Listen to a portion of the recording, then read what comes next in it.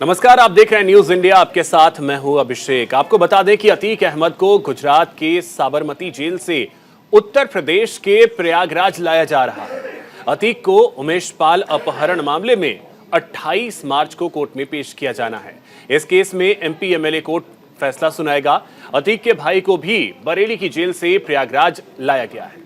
तो वहीं प्रयागराज की नैनी सेंट्रल जेल में आज माफिया अतीक अहमद, उसका बेटा अली अहमद और अतीक का भाई अशरफ होंगे। अतीक के कुनबे के लिए जेल में सुरक्षा के खास इंतजाम किए गए हैं। आपको बता दें कि प्रयागराज की नैनी सेंट्रल जेल में साल 1996 में अतीक अपने पिता हाजी फिरोज के साथ बंद था। आज उसी जेल में अतीक का बेटा अली अहमद अतीक के साथ रात गुजारेगा। अतीक अहमद को साबरमती जेल से लाया जा रहा है और अशरफ को बरेली की जेल से यहां लाया जा रहा है।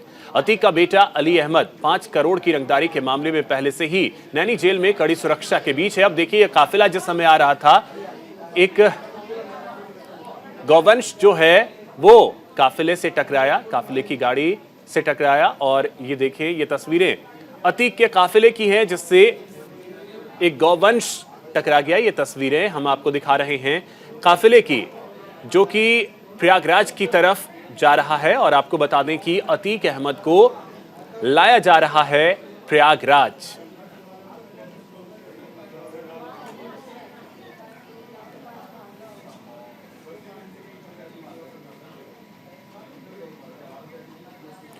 तो साबरमती से प्रयागराज का यह सफर अतीक का, और आपको बता दें कि कल इस सफर की शुरुआत हुई थी और आज देर शाम तक काफिला जो है वो प्रयागराज पहुंचेगा।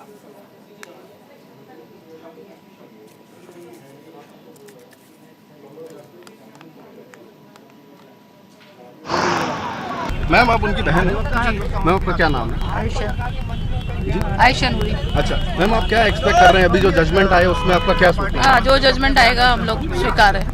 मैम, आपको क्या कुछ डर है उनका? जैसे पुलिस इतने लंबे से सुरक्षा व्यवस्था जी। अच्छा, अभी क्यों रोका गया है, कुछ बताया? नहीं, ये नहीं पता। आप कहाँ से पीछा कर रहे हैं? आप कहाँ से? पीछा नहीं कर रहे, हम उनके साथ आ रहे हैं। हाँ, मतलब उनके साथ में ही आ रहे हैं। तो आप उनसे मुलाकात हुई आपकी? नहीं, कोई मुलाकात। मिलने नहीं दिया जा रहा है क्या? नहीं, हमने मिलने की कोशिश ही नहीं किया। मिलने के लिए नहीं बोला? अच्छा, और बाकी परिवार वाले कहाँ पर है मैम? कुछ है अपना? परिवार वाले कहीं सब, परिवार में कोई नहीं है, सब जेल में है। दोनों भाई मेरे जेल में है, 2 भतीजे मेरे जेल में है। आपको न्यायालय से क्या उम्मीद है? 2 मेरे नाबालिग बच्चों को अब 15 दिन 1 महीना उसमें रखा बाल गृह में। वो हम लोग ढूंढते रहे, बताया नहीं कहाँ है।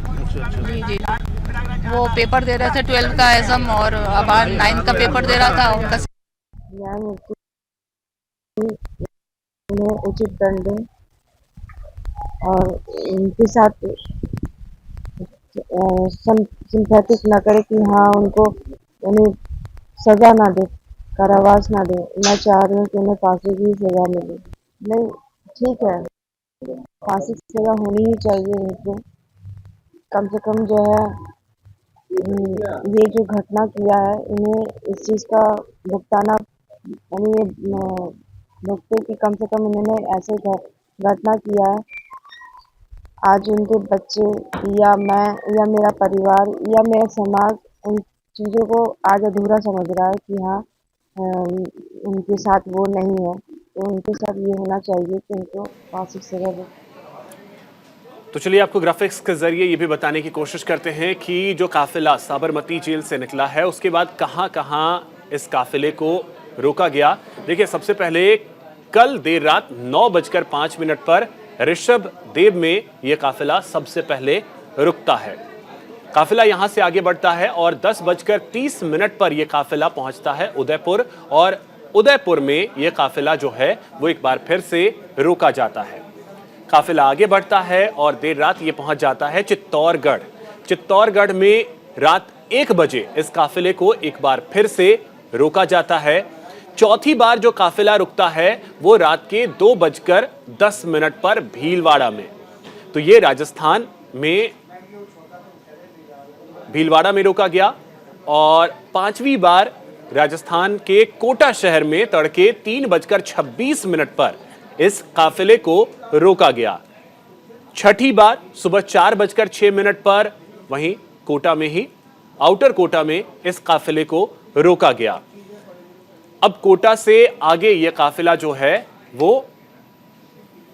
निकल चुका है। और आपको बता दें कि काफिला जो है, देखिए रूट किस तरीके से रहा है वो रूट भी हम आपको बता रहे हैं।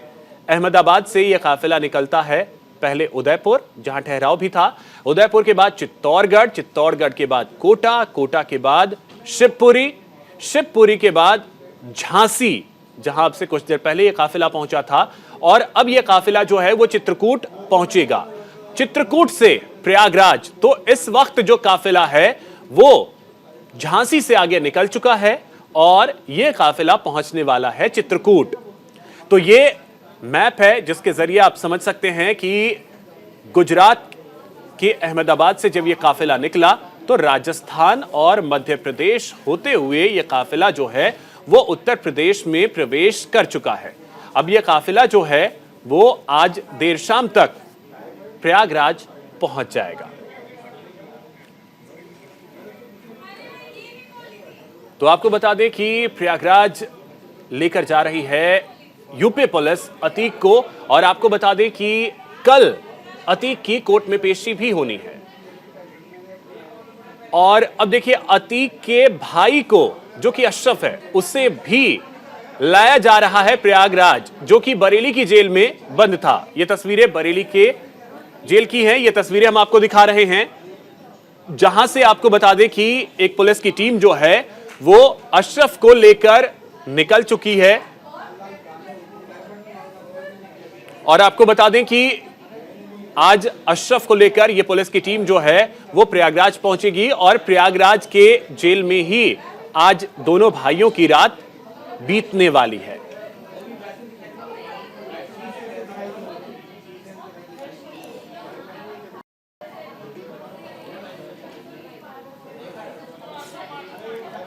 तो आपको बता दें कि ये तस्वीरें जो हैं वो बरेली की हैं, बरेली की तस्वीरें जहां पे अतीक के भाई को लेकर पुलिस रवाना हुई। अब ये जो तस्वीरें हैं वो झांसी की हम आपको दिखा रहे हैं।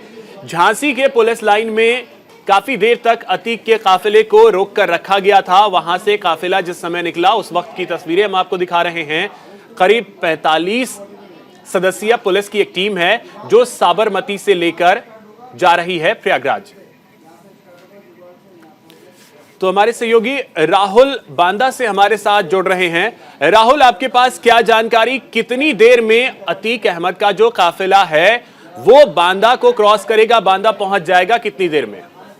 जी मैं अभिषेक आपको बता दूं कि अतीक अहमद का काफिला बुंदेलखंड एक्सप्रेसवे में चढ़ चुका है और हमीरपुर जनपद से निकल भी चुका है, और बांदा जनपद की सीमा में पहुंचने पे उसको करीब अभी आधा घंटा 35-40 मिनट की लगेंगे।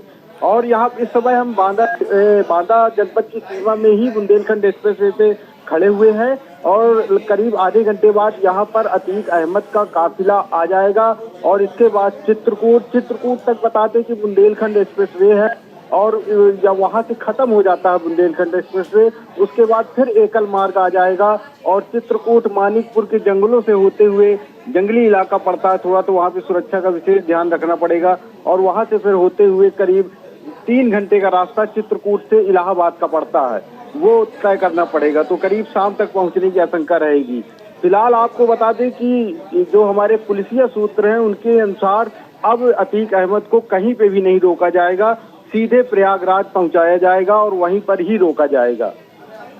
तो राहुल, आप जहां पे खड़े हैं उस जगह को क्रॉस करने में कितना और वक्त लगेगा? और जो आपने बताया कि बुंदेलखंड एक्सप्रेस जो है वो चित्रकूट तक जाता है, तो बुंदेलखंड एक्सप्रेसवे खत्म जहां होता है वहां तक पहुंचने में कितना वक्त लगेगा?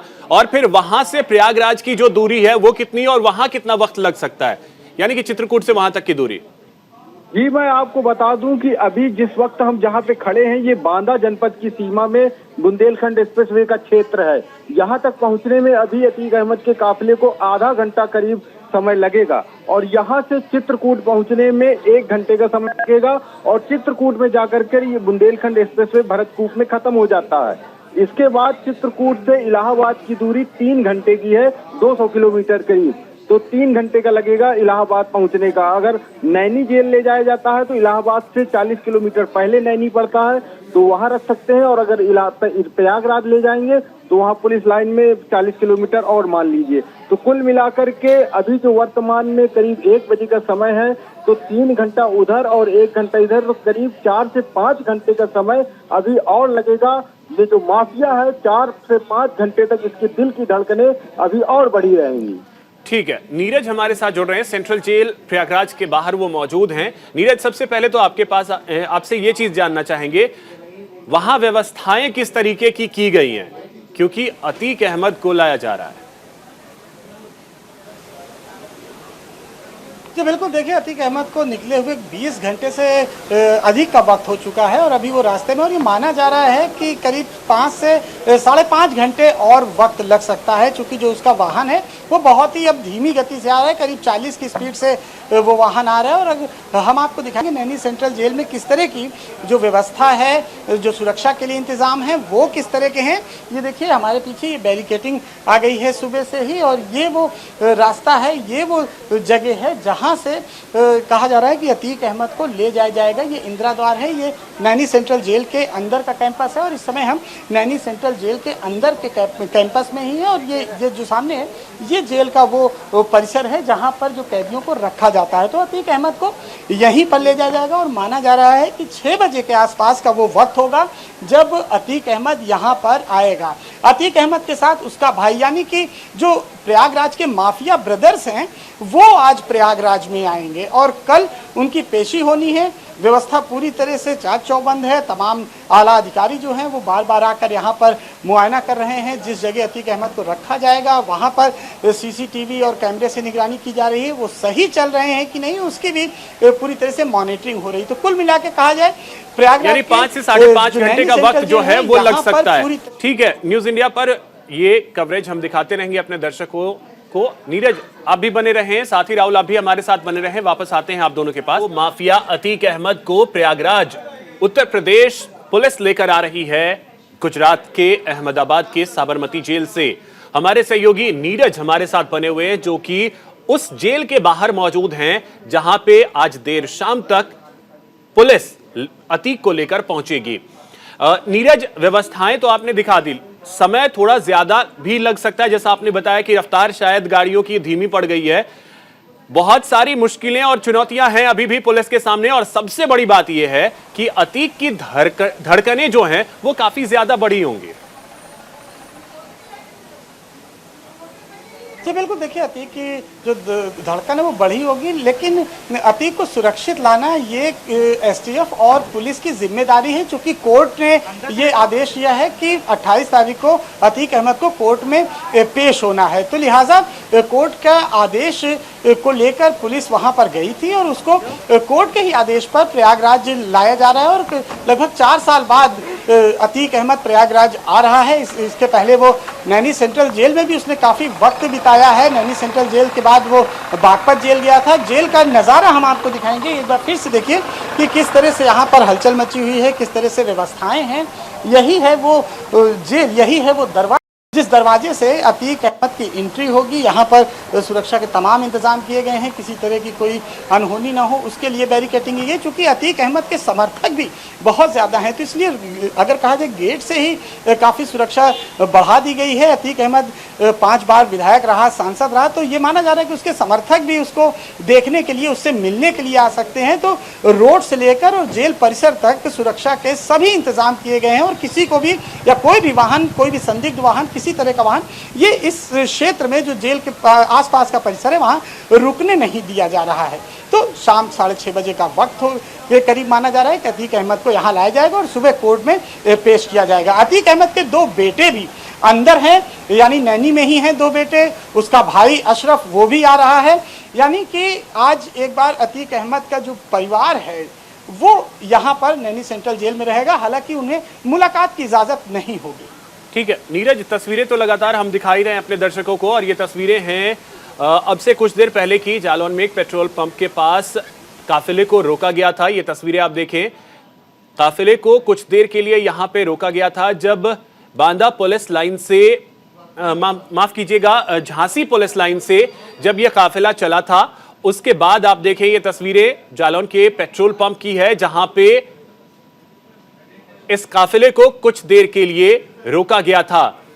अब नीरज देखिए, ये तस्वीरें तो हम दिखा रहे हैं लगातार, हमने ये देखा है कि हर 2 घंटे या 3 घंटे के अंतराल के बाद एक स्टॉपेज लिया गया है, रोका गया है काफिले को। लेकिन अभी जो जानकारी निकल करके ये भी आ रही है कि अब यहां से जो काफिला चला है जालौन से, काफिला अब सीधा प्रयागराज ही पहुंचेगा जहां पे आप खड़े हैं। इसके पीछे क्या कारण? क्योंकि 5 से 6 घंटे का वक्त अभी भी लगेगा, तो लगातार क्यों बीच में हॉल्ट को लेकर के रास्ते में कुछ समस्याएं हैं, क्या कारण? जी देखिए, अतीक अहमद का जो काफिला है वो 3 से 4 घंटे पे हर बार रोका गया है, कभी पेट्रोल लेने के लिए, कभी कुछ नाश्ता करने के लिए, कभी फ्रेश होने के लिए। लेकिन अब वो जालौन से जब निकला है तो उसका जो काफिला है वो फिलहाल अब सीधे कहीं नहीं रुकेगा और सीधे प्रयागराज नैनी सेंट्रल जेल ही लाया जाएगा। ये बात बिल्कुल कंफर्म हो चुकी है, क्योंकि अब शाम होने से पहले पहले उसे यहाँ पर लाना है, क्योंकि जो जेल का नियम है, जो जेल मैनुअल है, उसके हिसाब से शाम के 6 बजे से पहले पहले करीब अतीक अहमद को जेल के अंदर एंट्री करा दी जाएगी। तो उसके लिए तमाम तैयारियां हो गई हैं और किसी भी तरह की दुर्घटना ना हो, जैसे कि आते वक्त एक मवेशी गाड़ी के नीचे आ गया था, इसके अलावा और भी कोई किसी तरह की दुर्घटना ना हो, कोई एक्सीडेंट ना हो, तो इसलिए वाहन को काफ़ी सुरक्षित और काफ़ी धीमे गति से जालौन से प्रयागराज ले आया जा रहा है। नीरज, तो यही एक डर ये भी है, देखिए मामले को याद करना भी बनता है, विकास दुबे का मामला भी हर किसी को पता है, याद है, तो शायद इसी वजह से इस बार एक्स्ट्रा अगर कहें तो पुलिस एफर्ट्स लगा रही है। जी देखिए, विकास दुबे का मामला अलग था। विकास दुबे हत्या करके भागा हुआ था। नहीं, जो लाने की व्यवस्था, मैं उस केस की बात नहीं कर, लाने के तरीके की मैं बात कर रहा हूं। केस अलग है, केस को लेकर के नहीं, लाने के तरीके की बात मैं कर रहा हूं। जी देखिए, जी बिल्कुल, देखिए जिस तरह से विकास दुबे को लाया गया था और इस बार जब अतीक को लाया जा रहा है तो आईपीएस अब जो अधिकारी हैं वो भी साथ में हैं, कई डिप्टी एसपी भी हैं और कई पुलिस अधिकारी, 45 लोगों की पूरी टीम गई है और उसे कोर्ट के आदेश पर लाया जा रहा है। तो लिहाजा जिस तरह की आशंकाएं या जिस तरह की चिंता सोशल मीडिया से लेकर तमाम जगहों पर व्यक्त की जा रही थी, वो जो पूरी चिंताएं थी वो निर्मूल साबित हो रही हैं और अब अतीक अहमद 4 से 5 घंटे या 5.5 घंटे के भीतर प्रयागराज प्रवेश कर जाएगा। पूरी रात जिस तरह से हमारी टीम ने और तमाम आपने देखा किस तरह से जो तमाम विजुअल्स आए, बिल्कुल सुरक्षित, पूरे आराम से। और अतीक अहमद शुरू में भले डरा हुआ था, लेकिन जैसे जैसे सफ़र कटता गया वो भी नॉर्मल होता गया और आप देखिए किस तरह से नॉर्मल तरीके से वो बातें भी कर रहा था जब काफ़ी वक्त बीत गया। तो यानी कि उसे पता है कि हमें कोर्ट के आदेश पर लाया जा रहा है और इस तरह की कोई भी घटना उसके साथ नहीं होने वाली, जैसे पूर्व में विकास दुबे के समय लोगों ने देखी थी और उसी बात को लेकर चिंता लोग व्यक्त कर रहे थे। ठीक है नीरज, अब देखिए जो परिवार हैं उनकी चिंताएं और आशंकाएं बहुत सारी होती हैं। हमने ये देखा है कि अतीक की बहन का ये कहना है कि तबीयत खराब थी, जानबूझ करके सड़क के रास्ते को चुना गया, अगर बेहतर होता कि वायुमार्ग से लाया जाता। वहीं दूसरी तरफ हमने ये देखा है कि उमेश पाल की जो पत्नी हैं, जो माता हैं, उनका ये कहना है कि सजा जो है बिल्कुल वैसी ही होनी चाहिए जैसे उमेश पाल की हत्या की गई। तो अब ये बयान भी हम लगातार देख रहे हैं कि आने शुरू हो गए। जी बिल्कुल, देखिए अतीक अहमद को सड़क मार्ग से इसीलिए लाया गया क्योंकि जो कैदियों का नियम है वो यही है कि सड़क मार्ग से लाया जाए। अतीक अहमद कोई बहुत बड़ा वीवीआईपी कैदी नहीं है कि उसको जो है वायु मार्ग से लाया जाए और तमाम इस तरह के खर्चे किए जाए। जो नियम है, जिस तरह का जेल मैनुअल है, उसी हिसाब से उसको सड़क मार्ग से लाया जा रहा है। और रही बात जो अतीक के परिवार जिस तरह का बातें कर रहा है, जिस तरह से आरोप लगा रहा है, तो डर तो है, डर होना भी चाहिए इस तरह के लोगों में, क्योंकि जिन्होंने कानून का मजाक उड़ाया है, एक नहीं 40 सालों से लगातार अतीक का आतंक रहा है। न केवल अतीक बल्कि अतीक के जो फादर थे फिरोज, वो भी जेल जा चुके हैं मर्डर के मामले में। अतीक का बेटा भी इस समय यहाँ पर जेल में बंद है। तो अतीक की तीसरी पीढ़ी है जो इस समय जेल यात्रा पर है। तो कहा जाए कि नीरज, तो आप नजर बना करके रखिए, वहीं पे अतीक को पहुंचना है, वक्त जितना भी लगे। फिलहाल बहुत शुक्रिया आपका तमाम जानकारी के लिए। इसी बीच आपको सुनवाते हैं कि उत्तर प्रदेश के डिप्टी सीएम ब्रजेश पाठक ने क्या कुछ कहा है। ये माननीय न्यायालय का जो भी निर्णय है उसका हम लोग अनुपालन करा रहे हैं। हमारी पुलिस प्रशासन के लोग लगे हुए हैं और इसके सिवाय मैं क्या कह सकता हूँ। देखिए ये माननीय न्यायालय का मामला है और माननीय न्यायालय जो भी आदेश देगा उसका अनुपालन कराना हमारा धर्म है। भाई उसके भाई अशरफ को भी लाया जा रहा है, सभी मामले दोनों मामले माननीय न्यायालय के ही आदेश पर लाए जा रहे हैं। दरअसल क्या है कि माननीय न्यायालय ने जो भी निर्णय लिया है, जो आदेश दिया, उसका अनुपालन करा के सुनिश्चित। तो फिलहाल इस बुलेटिन में इतना ही। नमस्कार।